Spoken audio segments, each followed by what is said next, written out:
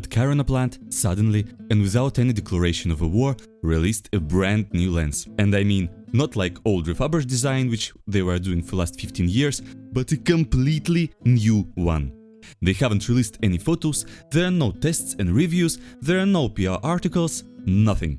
Honestly, it was the stupidest product launch I've ever seen. It's Tair-45 95mm f2.3 Bokeh master. In the press release, all they say is that it swirls and it has an M42 mount. Let that sink in. M42.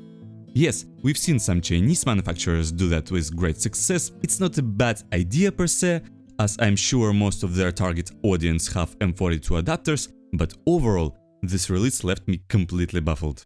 Of course I bought it. It is also cheaper than any other Tair-45 lens at $350. And also, they say that this is now mass manufactured, but only 10 copies exist. What? Mine is the last one, 10th, and judging by serial number, it was made in 2025.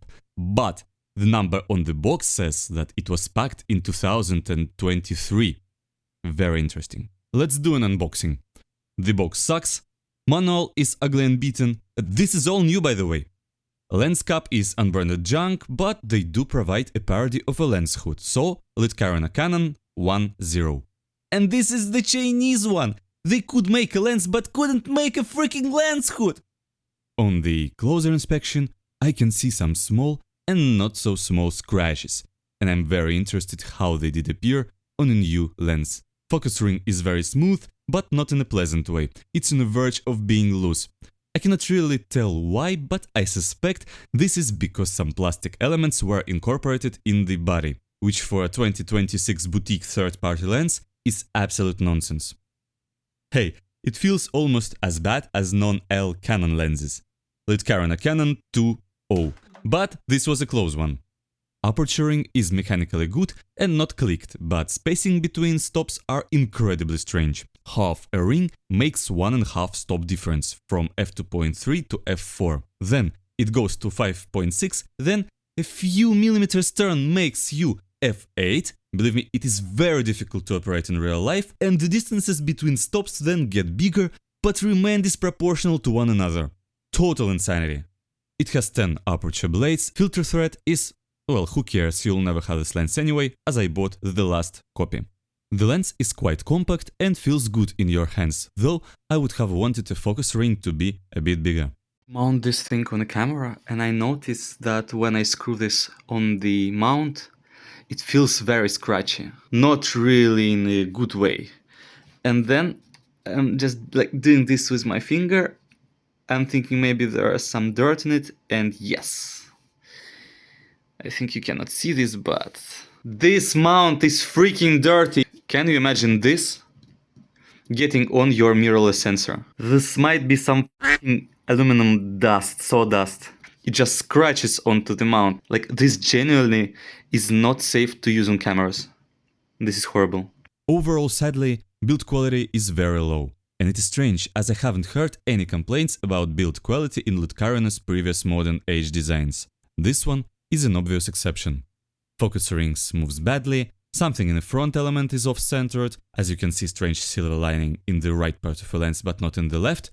Very sadly, this lens feels cheap. Much cheaper than Chinese lenses, which cost 1/3 of its price. Its minimal focus distance is 1 meter and 15 centimeters, which is also a shame and doesn't let you shoot even extreme close-up portraits, let alone macro. The actual optical design is unknown, as it wasn't presented to the public. Editor's note here. Some old-ass Wikipedia article told me that it's based on old and never previously used Volosov design, so this lens is likely originated from the 40s. What about the bokeh? Yeah, it's really good. It swirls as marketed, and compared with other swirly lenses, specifically of Bioto design, which tend to have overcorrected, busy look with distinct outlines, this one is on the mellower, softer side. Bokeh is highly subjective, and I'm not the bokeh guy I used to be in the days of my youth. I do not care that much anymore. Nevertheless, I see this lens as a good compromise between classic swirly lenses, which render specular highlights beautifully, but can make image gnarlier with duller backgrounds, and more modern, usual designs, which look boring, but render everything equally okayish. Speaking concretely, There are obviously no onion rings, specular highlights have a small outline closer to the center of the frame, but not a distracting one. Bokeh both possess significant amount of chromatic aberrations, but surprisingly, I like it with that lens. And of course, as most of the other lenses, it swirls only wide open.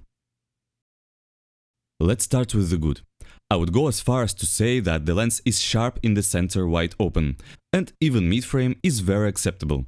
The contrast is pretty strong for a vintage design, and also surprisingly, sunstars are very pretty and start to become visible even from f4. Flare resistance is close to non-existent, but I enjoy some high quality flare, so this is an advantage for me. Flares here are artsy to my eye. And now let's reveal the elephant in the room.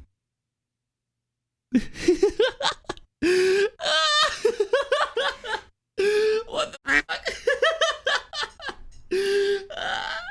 This lens has so much pincushion distortion, I would call it first ever anti-fisheye lens. I've never seen anything like that in my life. It ruins every picture with straight lines. You cannot shoot with it in the city, I'm not joking. By the way, this is another thing that makes me reference to Canon RF glass, which is known for awful distortions if uncorrected. But I don't think that even Canon made it that far. Let's carry on a Canon 2.1. I'm sorry, this is too much. It also makes corners completely unusable, both wide open and closed down. I just won't automatically crop out like 10% of the every image. Sadly, astigmatism is also very prevalent in the corners and it doesn't go away when stopping down. This limits Tair-45 to swirly portraiture and shooting flowers in macro. With extension rings, of course, as vanilla MDF is way too big. Chromatic aberrations of every kind you can imagine are prevalent, longitudinal, lateral, you name it. Some of them, but not all of them, go away if stopped down. Let's look at the chart. I think there is not so much to be discussed here. Almost all optical distortions are very prevalent. Sadly, contrary to most popular vintage designs, when stopped down, some of them don't go away up to f22. Corners never reach acceptable sharpness, and I would go as far as to say this lens doesn't really cover full frame. On the funnier side, vignette is almost non-existent, so basically this lens is good with least lame optical distortion of all of them. Another extremely disappointing thing is an overrun of infinity. This lens click into infinity marker very strongly and it takes some force to move it out, but even at f11 to 16, if you shoot at infinity, everything in the picture will be soft. This is unacceptable, on the verge of being offending for a $350 boutique third-party lens. I would argue it makes much more sense for cinematic stuff rather than photography, as sharpness is not so important for movies, and pincushion distortion actually reminds of some anamorphic adapters. Short telephotos are usually used for uncomfortable close-ups and character isolation, so optical impotency of Tair-45 would not be so prevalent in these kinds of frames. And bokeh is still cool. If Tair-45 would have been released in good cine-style body, I'm sure it would have found its customers. In terms of alternatives, you have a plenty of choice, actually. You have a number of modern Chinese alternatives, and of course, you have a Helios 42, and it also is 1.5 stops brighter, more arty, much cooler looking, and slightly cheaper. And you can still buy it brand new from the same freaking Litcarina plant. So market is very saturated. Why they are still trying to do something like that? Of course, I understand that they cannot make an autofocus lenses, as Russian automotive industry still cannot make an automatic gearbox. I'm not even joking, by the way. But okay, market is small, sanctions, political situation, all that stuff. Still, I don't understand why they are not making cine lenses, for example. Optical characteristics of Tair-45 are interesting for filmmaking. I'm positively sure that wannabe director hipsters would wheelie their donkeys all over themselves for this kind of lens if it had been released with proper gearing, marketing and build quality. You cannot make a perfect lens? Make imperfect ones, but with dignity.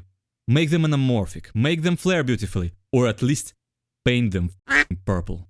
The problem is, I'm very critical because of my love and appreciation for Russian optical history. We have so much stuff, we could make so much better and more interesting lenses, but we end up with this. I don't know whose idea it was to release it. I suspect these are some old leftover test copies made not for mass production. Otherwise, I couldn't explain anything happening there. And even if this is the case, I still don't know why they did that. They made 10 copies. This is probably like $1,000 revenue total. For a monster optical company prevalent in military and medical spheres, and one of the biggest in the world, this is nothing. And it is extremely sad that multi-billion-dollar factory cannot do something that grandpa can do in the garage. Oil up the freaking aperture leaves properly. I really hope something will change. They'll hire new ideologists, new SMMs and breathe new life into their great heritage and engineering achievements. But as for now, things sadly get worse and worse. This lens, even if it was made in 60s, 50s, even 40s, it still would be bad because of ergonomics and build quality, and it was released in 2026. Goodbye, and I'll see you in the comments of this video. My overall verdict is 2 out of 10, but still better than non-L Canon.